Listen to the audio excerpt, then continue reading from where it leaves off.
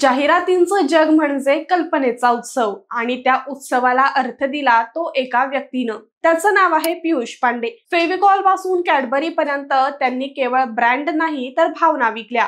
जाहिरातींचा जादूगार पियुष पांडे यांचं निधन झालंय. मात्र त्यांच्या निधनानंतर आपण पाहणार आहोत एका विमानात जन्मलेली ती असली स्वाद जिंदगी काची कथा, जी आजही भारतीय जाहिरात इतिहासातील सर्वात जिवंत क्षण मानली जाते. नमस्कार, मी पूर्वा पालांडे. प्रहार न्यूज लाईन मध्ये आपलं स्वागत करते. मुंबईतील 24 ऑक्टोबरची सकाळ जाहिरात क्षेत्रातील ही तारीख कायम लक्षात राहील. कारण 70 वर्षीय पियुष पांडे भारतीय क्रिएटिव्हिटीचे शिल्पकार यांचं निधन झालं. पण त्यांनी मागे ठेवला आहे एक अमर ठेवा, एक भावनांनी भरलेला वारसा. 1994 मध्ये त्यांनी कॅडबरीसाठी तयार केलेली जाहिरात इतिहासात सुवर्णाक्षरांनी लिहिली जाते. त्या काळात चॉकलेट म्हणजे फक्त लहान मुलांची गोष्ट. पण पांडे म्हणतात, चॉकलेट लहानांसाठी नाही, तुमच्यातल्या लहान मुलासाठी आहे. त्यावेळी कॅडबरीला आपली ओळख बदलायची होती आणि पांडे अमेरिकेत सुट्टीवर होते.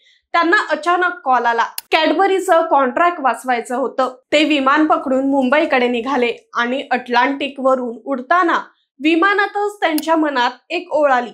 प्रत्येक माणसात एक खरा आनंद दडलेला असतो. त्यांनी ती ओळ विमानाच्या बोर्डिंग पासवर लिहून ठेवली आणि तिथूनच जन्म झाला भारताच्या सर्वात अविस्मरणीय जाहिरातीचा. मुंबईला पोहोचल्यावर त्यांनी संगीतकार लुई बँक्स यांना फोन केला. 15 मिनिटात धून तयार झाली. मात्र ही धून भारतीय हृदयाशी बोलली पाहिजे, असं पांडे यांचं म्हणणं होतं. तेव्हा त्यांनी हिंदीत लिहिलं, कुछ स्वाद है जिंदगी का, आणि गाणं गायला बोलवलं शंकर महादेवन यांना. आता हवा होता एक चेहरा, ग्लॅमर नव्हे, नैसर्गिक आनंदाचं प्रतीक असलेला. मग इथे एंट्री झाली शिमोना राशीची.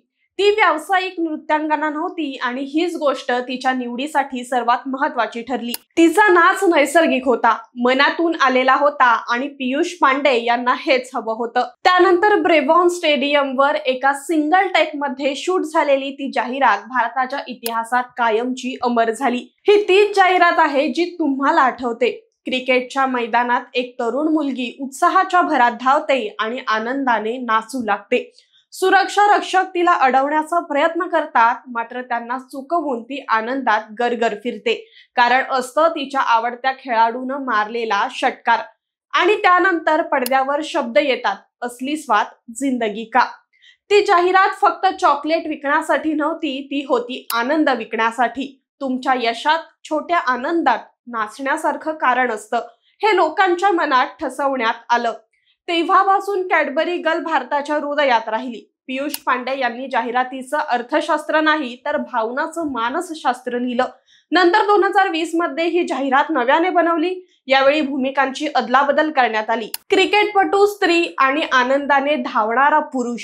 पण पांडे यांनी एकच अट ठेवली, ती म्हणजे संगीत बदलू नका. कारण ती धूनच भारतीय जाहिरात इतिहासाचं हृदय होती. पियुष पांडे म्हणायचे, जाहिरात म्हणजे उत्पादन नव्हे, ती अनुभव विकते. आज ते आपल्यात नाहीत, पण त्यांचा अनुभव जिवंत आहे. प्रत्येक जाहिरातीत, प्रत्येक शब्दात आणि प्रत्येक धूनमध्ये. एका विमानात लिहिलेला विचार एका मुलीच्या नाचातून जगभर गेला. यातून पियुष पांडे यांनी एक महत्वाचा संदेश दिला, तो म्हणजे कल्पना मोठी असते, माध्यम नव्हे. आज ते आपल्यात नाहीत, पण त्यांचं कार्य सांगतंय, कुछ स्वाद है जिंदगी का.